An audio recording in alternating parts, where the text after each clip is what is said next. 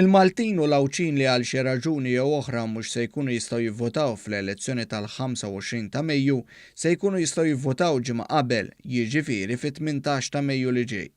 Il-Kummissjoni Elettorali qalet li dawn il-persuni għandhom jieħdu l-ġurament stipulat fiċ-ċentru tal-att tal-voti tan-Naxxar jew f'binja fi Pjazza San Franġisk ir-Rabat Għawdex. Il-ġurament se jkun jista' jittieħed mit-tnejn sal-ġimgħa bejn it-8 ta' filgħodu sas-sija u nofs ta' wara nofsinhar u bejn it-3 ta' filgħaxija sas-7 ta' filgħaxija jew sibtiet u ħdud bejn it-8 ta' filgħodu u nofsinhar. Il-Kommissjoni qalet li dawk li jieħdu l-ġurament għandhom jippreżentaw il-karta tal-identità qabel u għandhom japplikaw għaliha sa nofsinhar ta' 17 ta' Mejju li ġej. Dawn ikunu jistgħu jivvotaw fit-18 ta' Mejju fil-kumpless tal-att tal-voti fin-Naxxar jew fil-farm sperimentali tal-Gvern fix-Xewkija Għawdex. Il-Kummissjoni Elettorali spjegat ukoll li votanti reġistrati Għawdex li jixtiequ jiġbru d-dokument tal-votazzjoni minn Malta jew viċi versa għandhom jagħmlu talba bil-miktub sas-6 ta' filgħaxija ta' 23 ta' Mejju li ġej.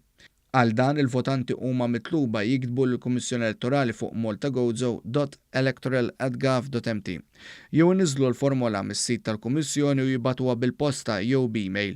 Id-dokumenti f'Malta jinġabru mill-kumpless tal-att tal-voti fin-Naxxar u dawk f'Għawdex jinġabru mill-Uffiċċju tal-Karta tal-Identità fir-Rabat Għawdex.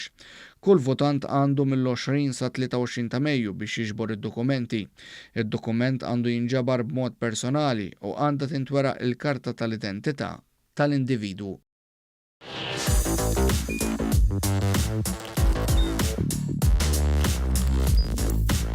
Idħol fuq one.com.mt u hemmhekk tista' tara l-programmi kollha li jxandru fuq One permezz ta' One Play.